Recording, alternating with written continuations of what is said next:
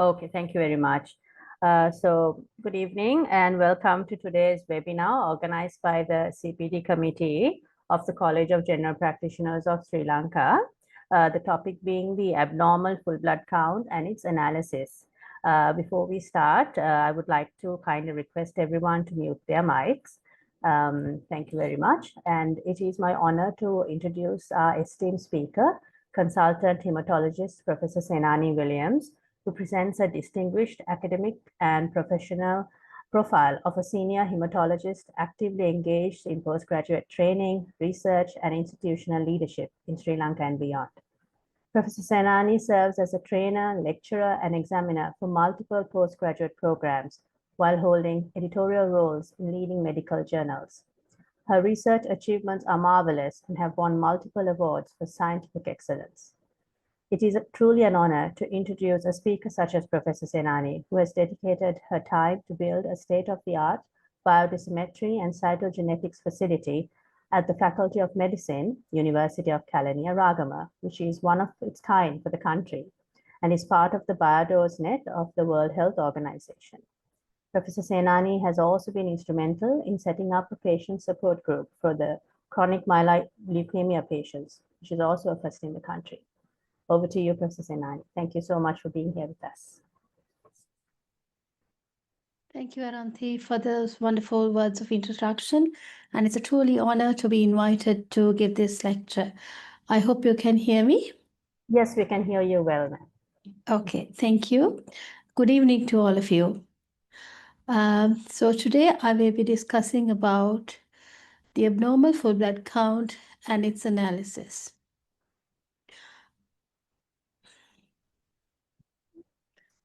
So let's quickly go through what are the parameters of a full blood count. So very basically, this is what we look at when we look at a full blood count. And these are the parameters that I'll be discussing today. So when we talk about a full blood count, we put a sample through a machine, the automated machine, and we look at all these parameters: the hemoglobin, the white cell count, the platelets, mean corpuscular volume, packed cell volume, the red cell count, mean corpuscular hemoglobin, mean corpuscular hemoglobin concentration, red cell distribution width, neutrophils, lymphocytes, monocytes, eosinophils, and basophils. Long ago, technical officers used to manually calculate some of these values. But now it's very simple, and within a few minutes, the machine calculates all of these for you, plus a few more parameters. But this is a basic 5-part analyzer that will calculate all these for you. So I will go through this picture will give you the normal values for males and females. So this is what I will go through today. For ease of discussion, I will be highlighting what we will be discussing today. So this is your first case for today. So a 35-year-old woman presents with the following count. Her hemoglobin is 10. Her white cell count is also 10. She has a platelet count of 300, which is normal. Remember that the platelet count is something that doesn't change from the day you are born until the day that you die. So it's between 150,000 to 450,000. So platelets are constant. Hemoglobin changes from the time you're born. It's very high as you are born because you come out from a very hypoxic environment inside the womb, and then it rapidly drops. And then we attain a normal hemoglobin to adulthood, and then it gradually goes down as the bone marrow becomes older. The The white cell count is also fluctuates as during childhood the lymphocytes predominate, and during adulthood the neutrophils predominate. Unlike that, the platelets are the one and only constant. So let's look at this. This lady has a mean corpuscular volume of 50, packed cell volume of 36%, red cell count of 5, mean corpuscular hemoglobin of 20, mean corpuscular hemoglobin concentration of 28, red cell distribution width of 13, and the differential count is normal. So what is the differential diagnosis? What further investigations would you do? Now, this lady is 35 years old. So I have highlighted a few things that you need to look at. Her mean corpuscular volume is very low, and her mean corpuscular hemoglobin, mean corpuscular hemoglobin concentration is normal, and her red cell distribution width is again normal. So let's look at her blood picture. Her blood picture is like this. They're hypochromic microcytic red cells with lots of target cells. So this is what her blood picture looked like. And when you see so many target cells, you need to look at something else. So if you look carefully, her red cell distribution width is normal. Her mean corpuscular hemoglobin concentration is also normal. That should alert you that this lady is probably having something else rather than iron deficiency. And you would probably request a HPLC to look for thalassemia. And yes, she does have a thalassemia trait. And you would find that her A2 level is more than 3, which is 4.2, which confirms that she has a beta thalassemia trait. So this lady, though she has a hemoglobin of 10 and her MCV and MCH are low, and you think she may have iron deficiency, she actually has a thalassemia trait rather than iron deficiency. Let's look at case number 2.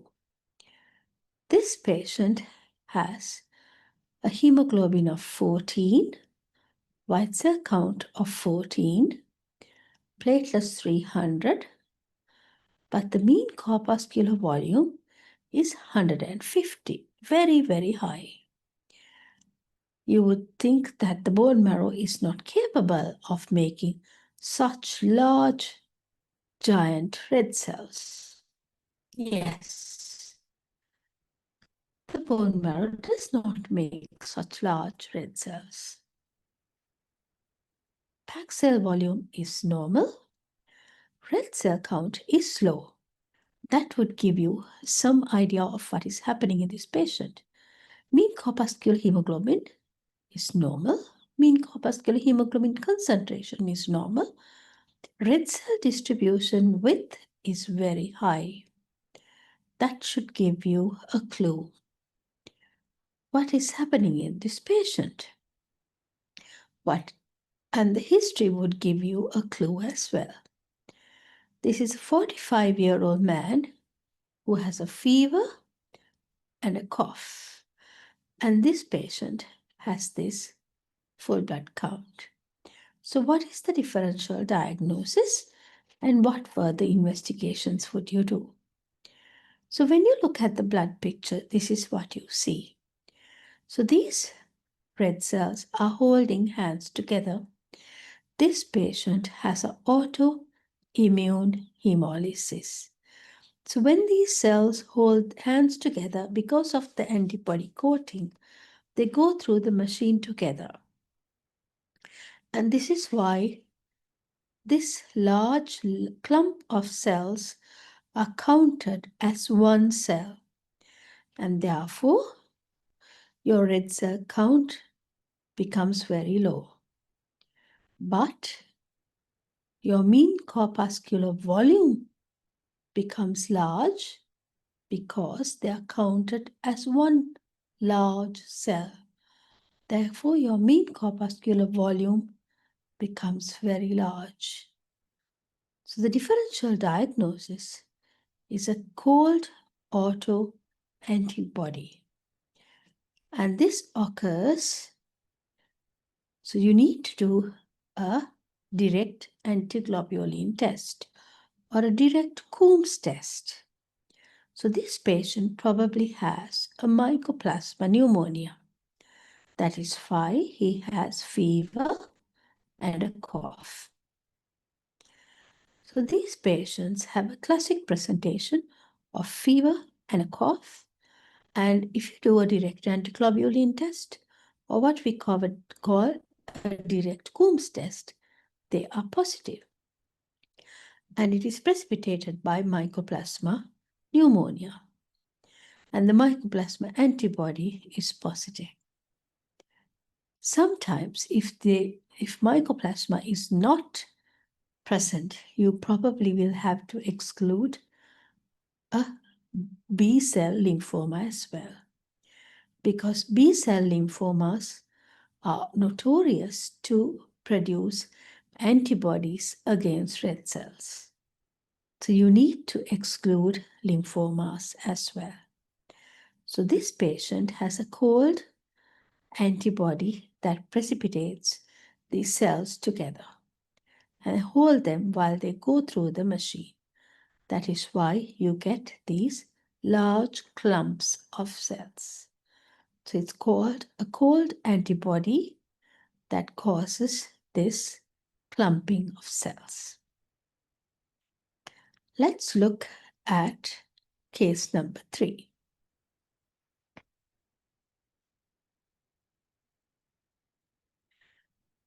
Case number 3 is a 45-year-old man who presents with lethargy.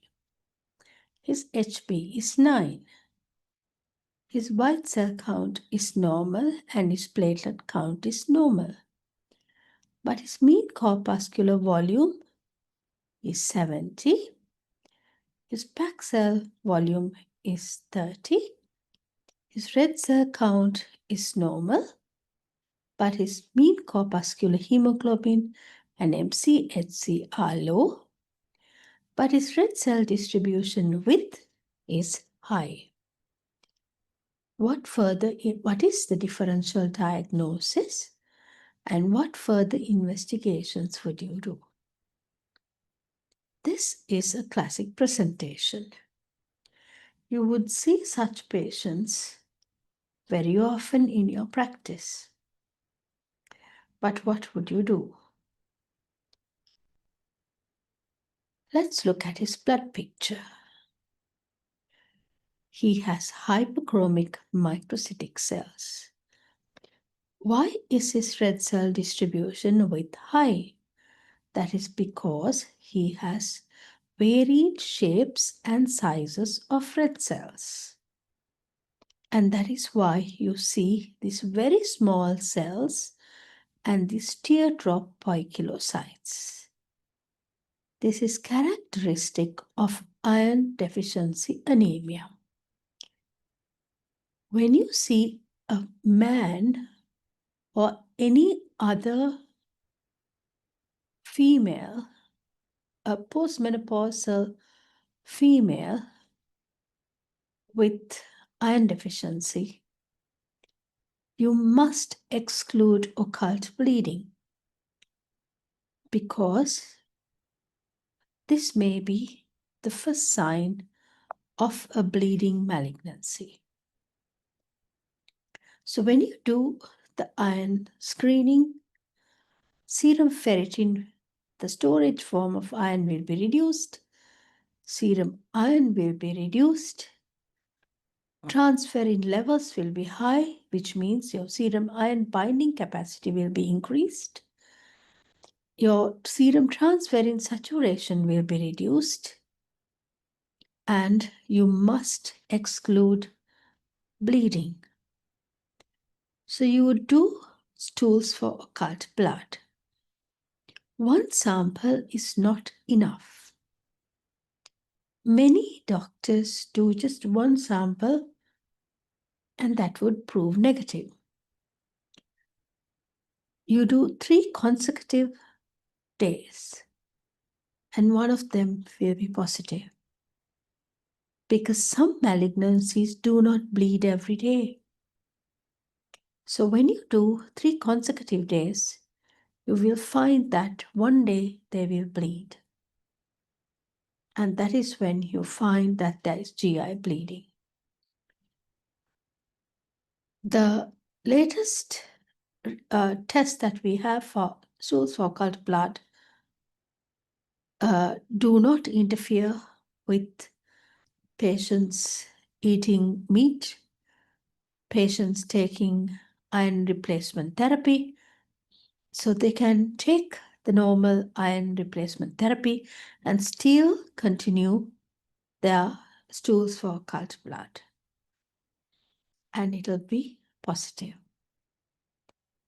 So please also be aware and examine them for bleeding malignancy. Don't hesitate to do a PR examination because you may be able to find a very early CA rectum, because that would be curative at the stage that they present to you. Otherwise, they will go away. And by the time they come back, it may have spread where it's not resectable.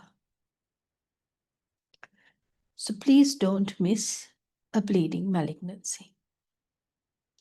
Patients are too shy to tell you that they are bleeding. So please ask them direct questions and they will tell you.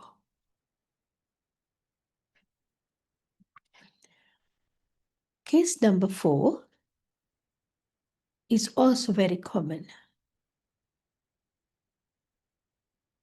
Patient presenting with headache with hemoglobin of 20, white cell count of 8, platelets of 300. Mean corpuscular volume of 96, slightly higher than normal. Pack cell volume of 56, which is very high.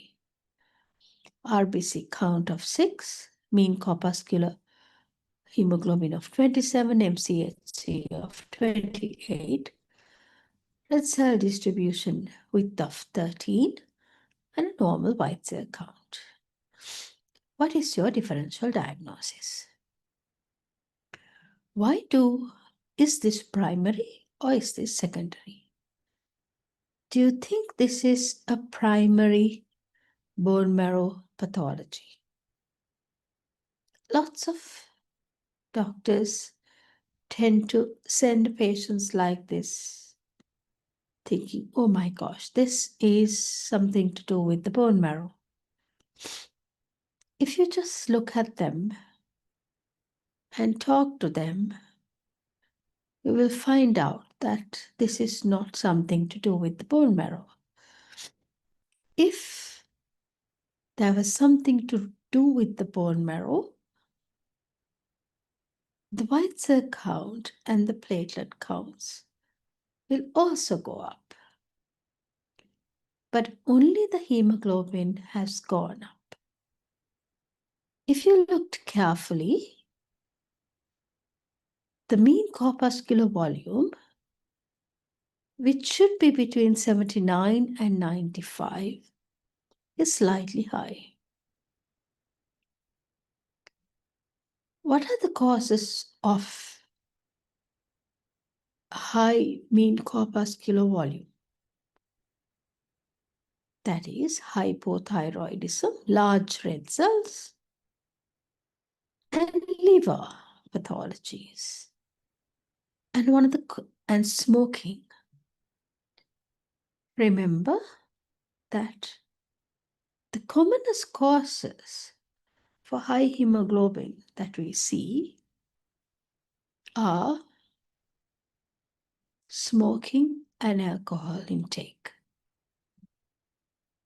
I'm going to digress a little here. There are more old drunkards than old doctors. If you put this equation, you will find that there are many old doctors who drink. Sorry, but it is true. And in Sri Lanka, unfortunately, lots of young people tend to smoke, and excessively as well.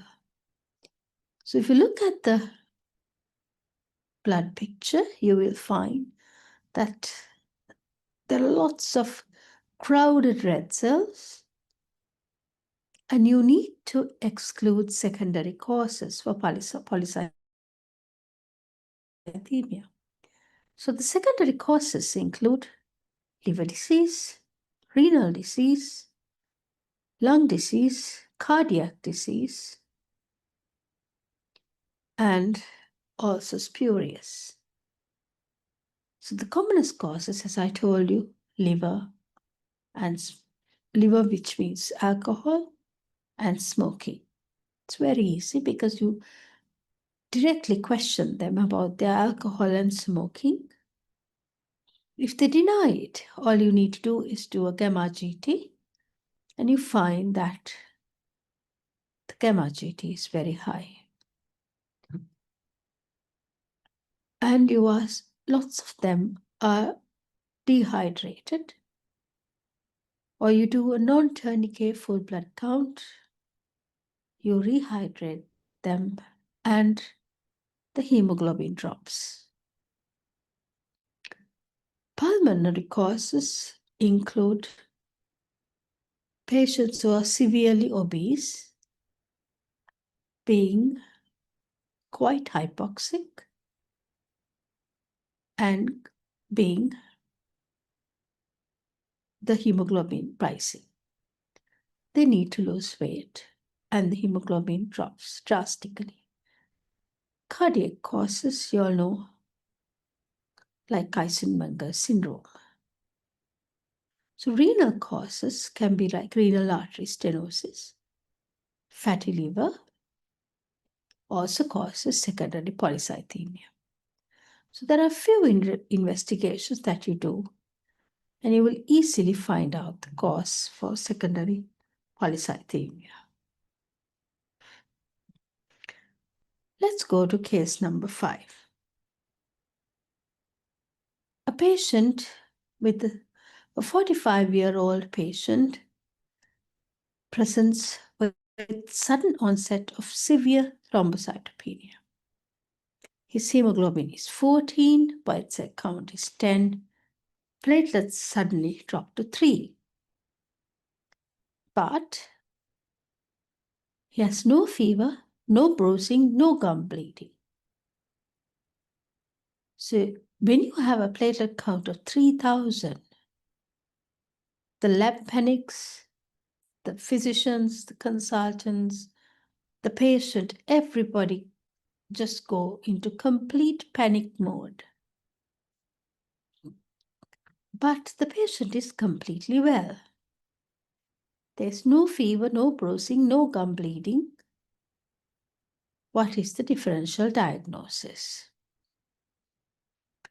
And what further investigations would you do? The first thing that comes into your head is idiopathic thrombocytopenic purpura, or what you call ITP. But the first thing that you do is look at the film. And this is what you see.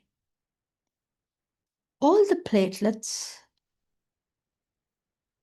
in the film are holding hands together,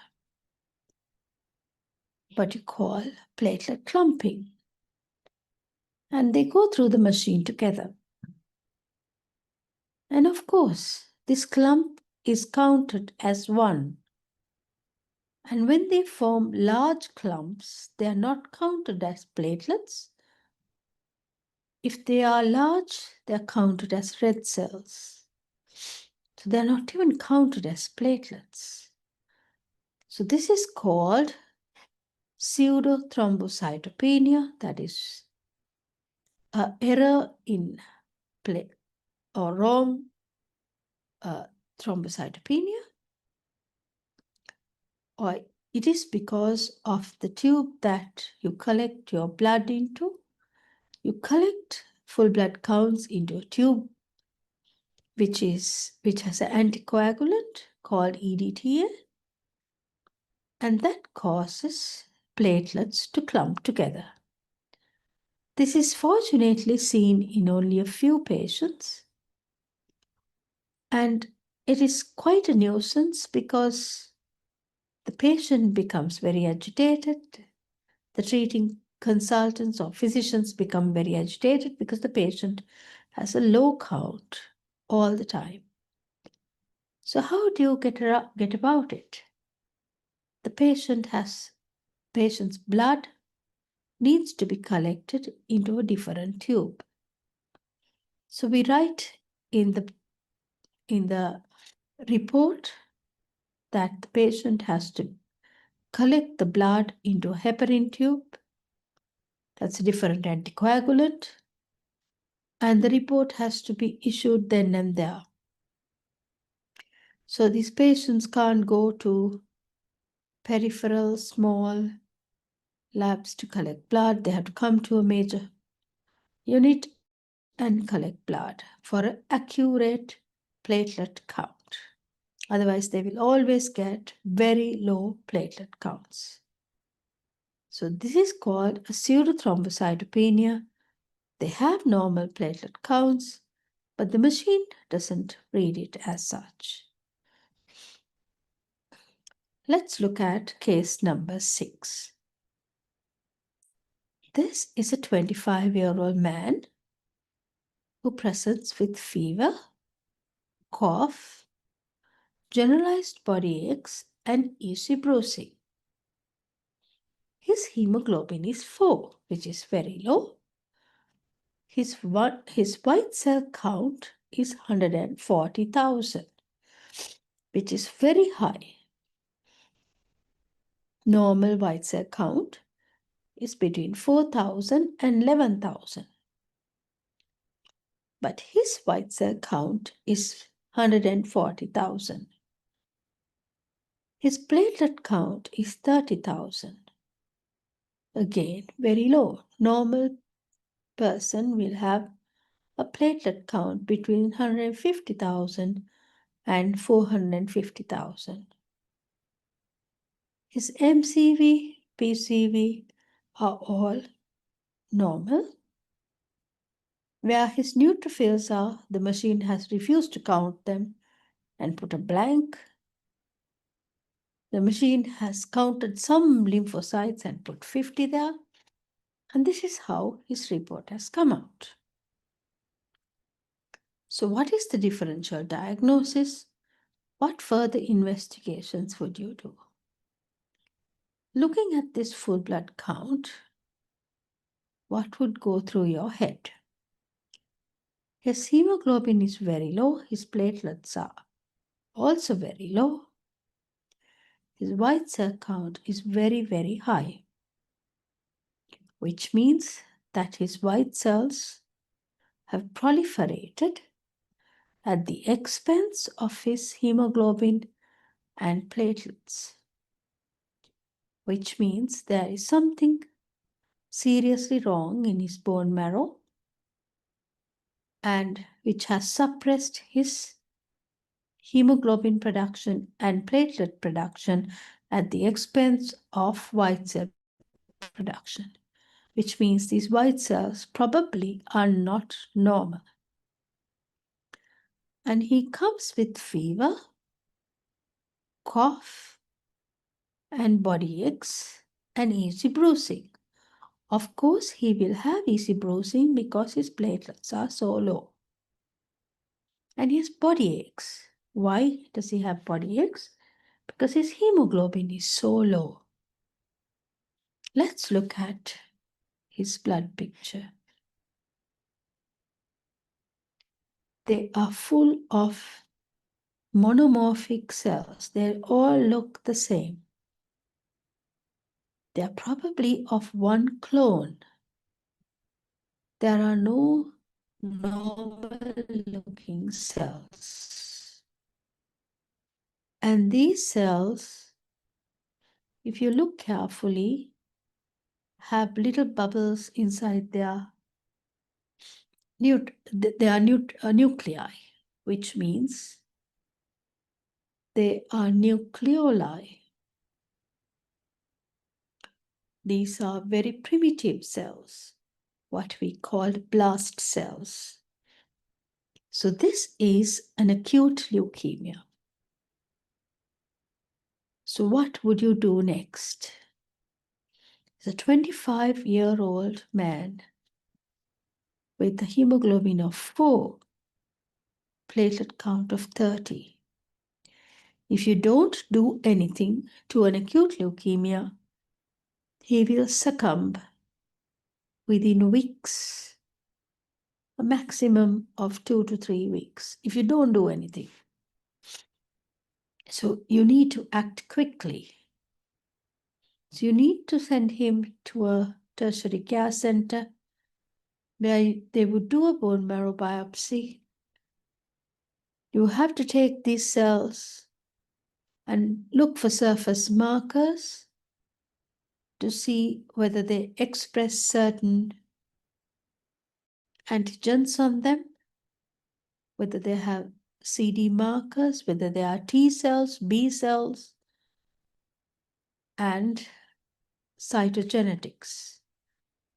There are good cytogenetics, bad cytogenetics, which will let us know what type of treatment is best for him. And with that, we will be able to give him the best possible treatment.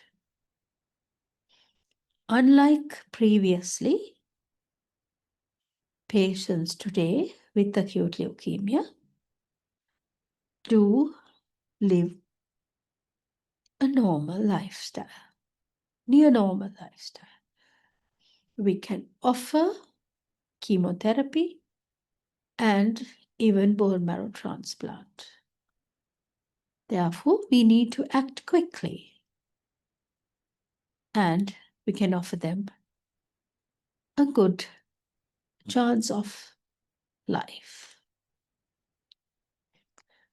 So we will do serum LDH, which will definitely be very high.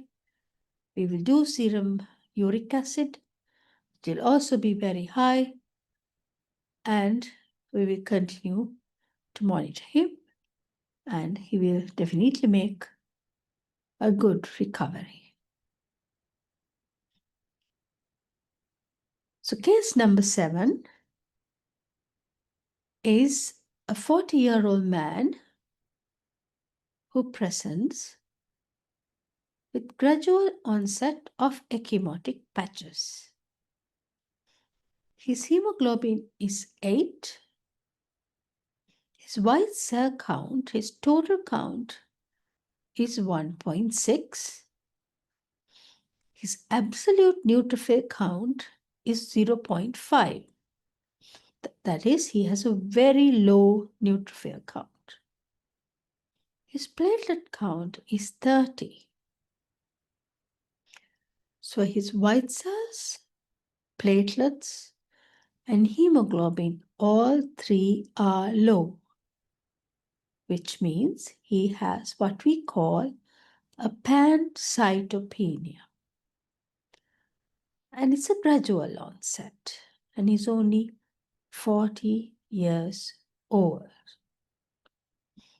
So my questions are, what is the differential diagnosis? What further investigations would you do? So let's look at his blood picture. There are only normal looking red cells. There is nothing else. No white cells and rarely any platelets. So he has what you called a pancytopenia. So what is the differential diagnosis? So in a 40-year-old, what are the causes for pancytopenia? There can be a gradual closure of the bone marrow, what we call bone marrow failure, or aplastic anemia, or which can occur due to certain viruses like hepatitis A, HIV. It can occur due to certain infections. It can occur due to certain diseases like autoimmune diseases like SLE, rheumatoid arthritis. It can occur due to certain drugs like chloramphenicol. It can occur due to certain exposures, radiation, certain heavy metals. So you need to take a very comprehensive history. You will also need to do imaging to see why he has pancytopenia, whether he has any other organomegaly, whether he has lymphadenopathy, to exclude any other occult malignancy like a lymphoma that can give rise to pancytopenia. If everything fails, you might have to, if it's just complete bone marrow shutdown, like aplastic anemia, you might be able to treat him with IVIG or immunosuppressives and try to bring his bone marrow back. Failing which, you might even have to think about transplant. So you have to exclude infiltration. You will have to do bone marrow biopsies as well. So we do try horse and rabbit ATG or antithymocyte globulin to try to stimulate the bone marrow to come back. So that is how you treat aplastic anemia. So let's look at case number 8. Case number 8 is a patient who comes with a hemoglobin of 11, white cell count of 10, and a platelet count of 250. It looks all quite normal. But at the end of the report, you find that the patient has myelocytes and NRBCs. What are myelocytes? Myelocytes are very immature neutrophils. Sometimes in your full blood counts, you would see it says IG plus or immature granulocytes plus or NRBC plus, that is nucleated red blood cells plus. So this is a 65-year-old man who presents to your clinic with the following full blood count. So why would you see immature granulocytes and nucleated red cells in the peripheral blood? There's usually a very strong sense of discipline by the bone marrow. It doesn't let any immature cells to fall into the peripheral blood unless it has to. So the only time that immature cells fall into the peripheral blood is if there is some kind of catastrophe that occurs. So let's look at what it looks like. So this is what the blood picture looks like when you see immature red cells and immature white cells in the peripheral blood. In the middle, if you see my arrow, this cell is an immature red cell, that is a very dark staining nucleus with a partially hemoglobinized cytoplasm is the nucleated red cell.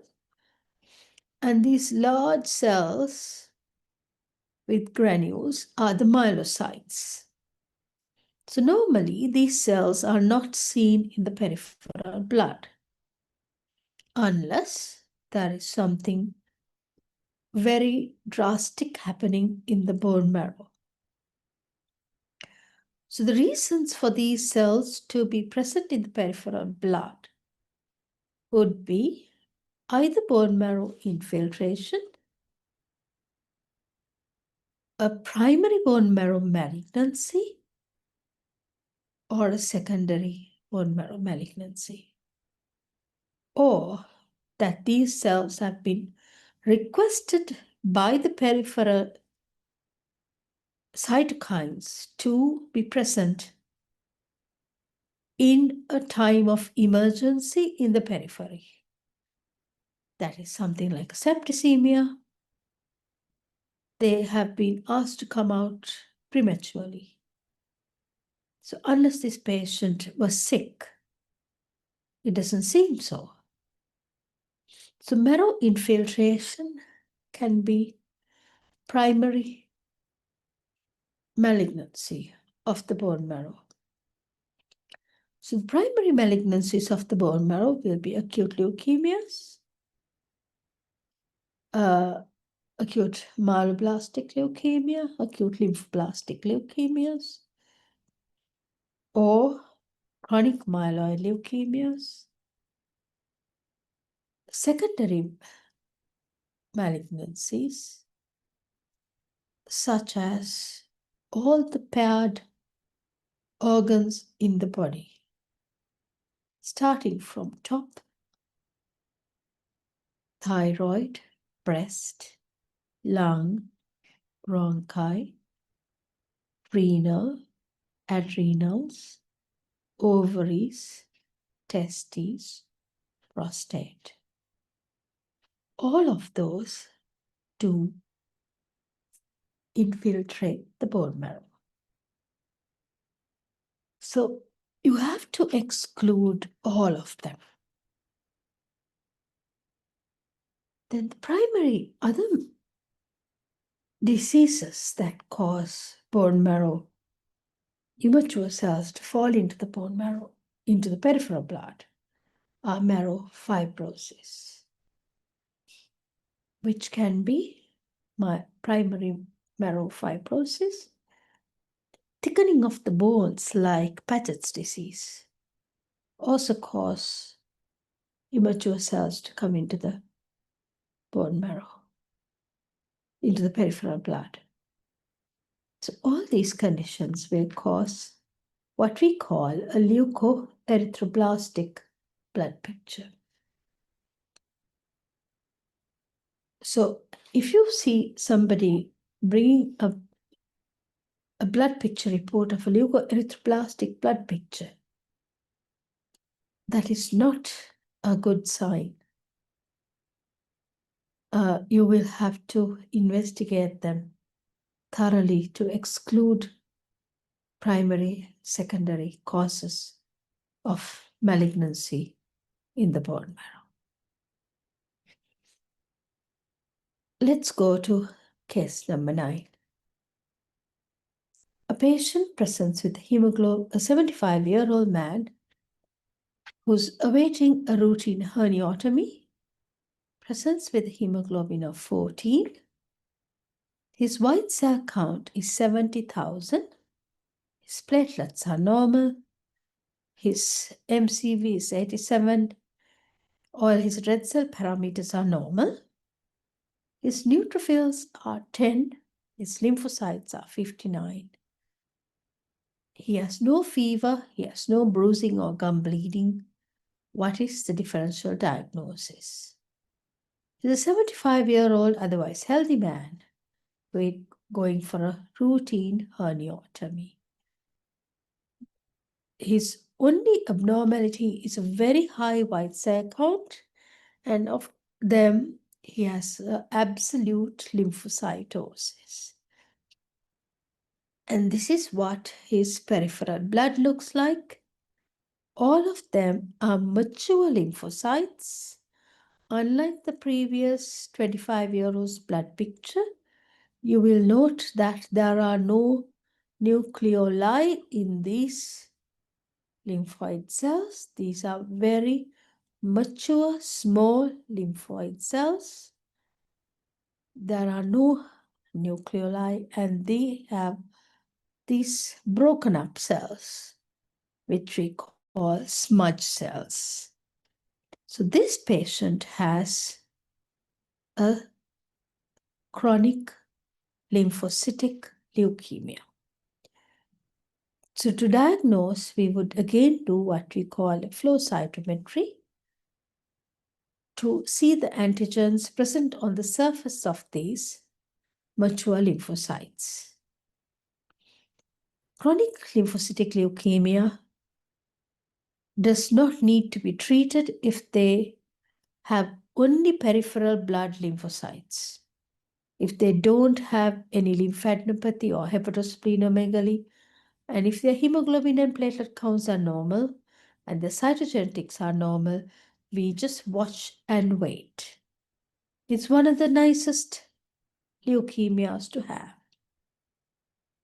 Having said that, they may develop complications like autoimmune hemolysis and ITP, because these cells are B cells. If you remember, lymphocytes can be divided into B cells and T cells, and these lymphocytes arise from B cells. So they secrete antibodies, and some of these antibodies can be directed against your red cells, and they cause autoimmune hemolysis. And some of these antibodies can be directed against your own platelets and cause immune thrombocytopenia. But both of these can be very easily treated and are quite benign. Very rarely, these can turn aggressive and turn into a high-grade lymphoma. But usually, we just watch and wait, and they fluctuate with time. This is also one of those rare chronic leukemias which may run in families. So we do have a few patients who have mothers, daughters having chronic lymphocytic leukemias, fathers and sons having CLL, but they all have very benign diseases. It's nothing to get worried about unlike acute leukemias. CLL is far more commoner in the West, but in our parts of the world, it's quite rare to see CLL.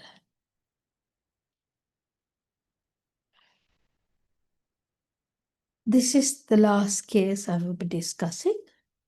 Case number 10 is a 55-year-old man who presents with gradual onset of loss of weight. He has no fever. His hemoglobin is 14. His white cell count is 77. Platelet counts are 77,000. Platelet count is 300. His red cell parameters are normal. Neutrophils are 35,000. Myelocytes are 25 and band forms 10,000. But he has gradual weight loss. He has no fever. What is the differential diagnosis? What further investigations would you do? Now, this is the image of his blood picture. There are loads of myelocytes, lots of neutrophils, and when you do the imaging and ultrasound, you would see a large spleen. His CRP was normal. So he does not have a fever, even though his white cell count is 77,000. So he has these very prominent eosinophils and basophils. So to diagnose this, you would do a polymerase chain reaction, a qualitative one for BCR-ABL mutation, and it would be positive. So this is how you would diagnose a patient with chronic myeloid leukemia. And in Sri Lanka, it's quite common to see CML, much more commoner than CLL, unlike in the West. Right. Sorry, any questions?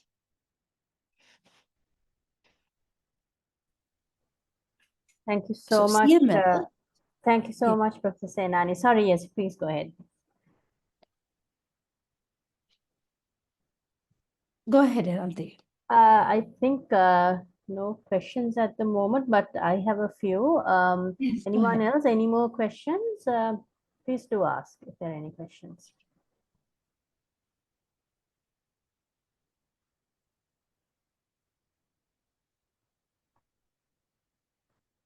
So there's a question. There's one question, Professor Senani. Madam, in government hospitals, can we do stool for occult blood while on iron treatment? Yes, we can. At least in Ragama, we do.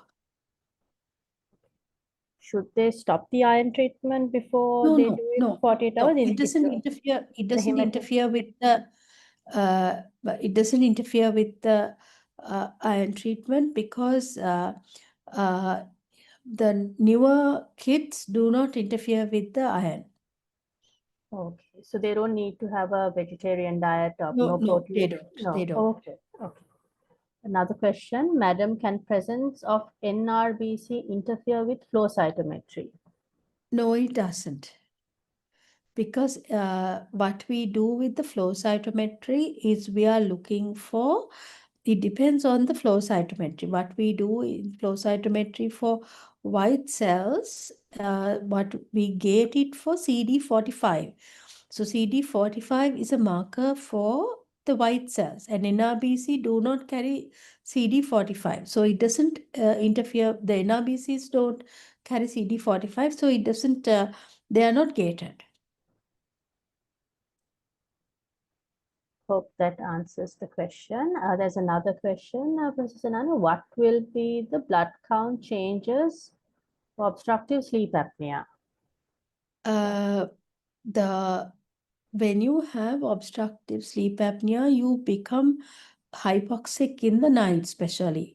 So during that time, your PO2 drops and your HB goes up very high with the PCV. Your white cell count and platelet counts remain normal, but your PCV and hemoglobin rises disproportionately. So that is what happens. Okay. There's another few more questions coming in. In blood picture in an OSCE, do we compare the size of the neutrophil with RBC to decide microcytic or macrocytic? You compare the small lymphocyte with the red cell. Small mature lymphocyte with a red cell. Hang on, if I can get this back. 1 minute. Sorry. No problem. 1 minute. It's not moving. Oops.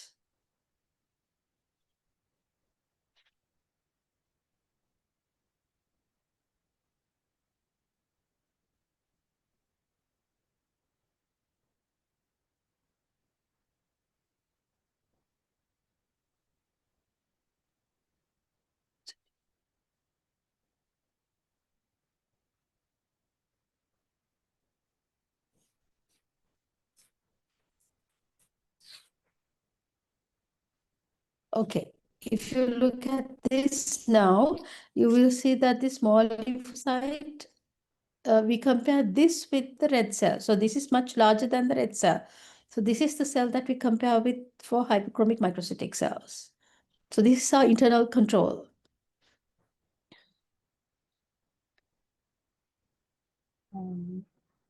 There's another question. Any Yeah. difference between FIT test and the latest fecal occult blood test?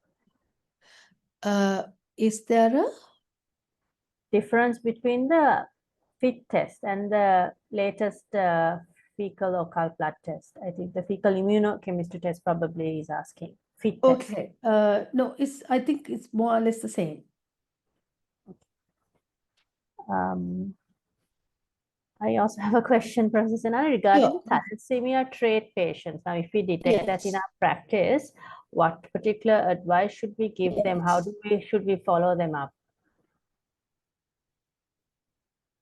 How should we follow them up? Most of them, What kind of they need, yeah, we would normally give them folic acid, 5 milligrams daily indefinitely. And we, okay. unless they are, you do a serum ferritin, and if it is low, less than 50 nanograms, then you would give them iron for 1 month. And if it becomes normal, you can stop it. You normally don't continue iron for thalassemia patients unless they are iron deficient. Because they do absorb iron much more than normal people. Okay. So folic So, acid 5 milligrams, like lifelong, they have to be on that. lifelong, yes. And iron we Because, will give for about a month and repeat the full blood count and yes, decide. only Oh, if you do a serum ferritin, if it's less than 50 nanograms, you give them for 1 month, repeat the serum ferritin and see if it is normal, you stop the iron. okay. What Is there happens? anything- Can they Yeah. be a carrier for the major? Should they test their partners when in marriage? Is there anything like that? Any advice? Yes, please. If they are going to get married, please test their partners. Do family screening for all patients with all thalassemia carriers. Unfortunately, we have seen so many who are going for fertility treatment and have had thal major babies. Now, that is completely unacceptable, right? They have missed out. So we have to stop. I work in Ragama, and we have this huge thalassemia adolescent ward at Mahara, and it's heartbreaking to work there. And we see these young people coming in for blood transfusions every month, and they try to live near normal lives, but you see, we need to reduce the thal major birth somehow, right? And if you have a thal tray in your practice, please tell them that their entire families must be screened. And the screening is completely free of charge if they come to our center at Mahara. It's completely free, right? So they can do that. Sorry, I think there's a disturbance. Dr. Sufad? Yes. Can you mute yourself? Yeah, thank you. Sorry, Professor Senani, please carry on. Yeah, so the screening is free. We carry out several screening programs in schools now and in factories. We try to do partner screening, family screening. So if you do have patients, please send them, because the screening test in the private sector is very expensive, but at the Mahara Center, it is completely free. Who should we address the letter to? Mahara Center. Professor Anuja Premavardhana. Professor Anuja Premavardhana. Okay, thank you so much. Sorry, Professor Senani, there are a few more questions. Yeah, sure. Is testing Cutoff for polycythemia, polycythemia. 45 cutoff for polycythemia PCV is 45% for venesection. Venesection we do at 45% if they are JAK2 positive. Sure. That is, if the PCR is positive for JAK2 mutation, then the venesection start at 45%. Only if they are PCR positive for JAK2 mutation. Is testing for iron profile affected after blood transfusion? After blood transfusion means after you receive blood transfusion? Possible, I think. Dr. Udani is asking, is testing for iron profile affected probably after giving blood? Probably she wants to know After you donate? After probably getting the blood. After getting blood, yes, it'll, because you have donor blood. If you have received blood, yes. It'll be if you have received blood, yes, your iron profile will be affected because you have somebody else's blood. Yes. Another question, Madam, in red blood cell count to HP ratio, what is normal and what ratio is abnormal and what are the possible causes? I don't understand the RBC Yes, count to HP ratio. 1 to 3. 1 to 3 is normal. 1 to 5 in thalassemia tray.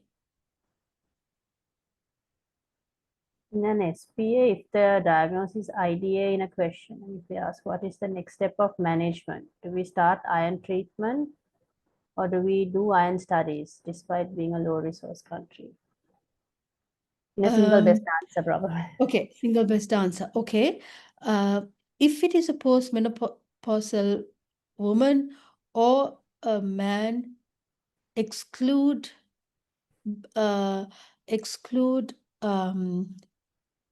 bleeding malignancy before you would start iron treatment. That would be your answer before you start iron treatment. Okay. I think that's all for questions, Professor Sen. Oh, there's one more. What are the cutoffs for PCV in polycythemia and when do we start aspirin on these patients? Cutoff for PCV, if they are JAK2 positive, that is 45%. And then you would start aspirin if they're over 45%. PCV. And hydroxyurea, will that also be given for these patients? Hydroxyurea, there are other, if they are hypertensive, if they are over 65 years, there are lots of other criteria as well. Okay. Some more questions coming in. Is that okay, Professor Senani? Do we have time? Yes, sure. In athletes, thank you so much. In athletes, it's physiological to have plasma volume. Can this lead to wrong interpretations for their full blood count or hemoglobin? In athletes, the physiological plasma volume. If they're dehydrated or if they're having excessive? Yes, there is a problem with athletes. If they're not supposed to, but they do take diuretics to reduce their plasma volume and increase their hemoglobin so that they perform better. So whether they spuriously reduce their plasma volume is the problem. So this question is not very clear. They are not supposed to have a lower plasma volume. They're supposed to have an equal plasma volume as all of us. So when it comes to athletes, they're supposed to have the same plasma volume as us, but they do. There are several ways that they increase their performance by reducing their plasma volume by taking diuretics and injecting erythropoietin to increasing their red cell volume. So that is both against games rules. Yes, another question. Yeah. Madam, hemoglobin to red blood cell ratio in thalassemia is 1:2 or 1:5? 1:2 in thalassemia, 1:3 in normal people. Are those the only conditions which we can identify from that ratio? Yes. For low platelet count samples other than heparin blood samples, is there a place for citrated blood samples?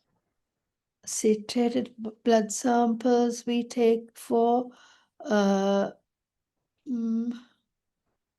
are the citrated samples? No, we take no,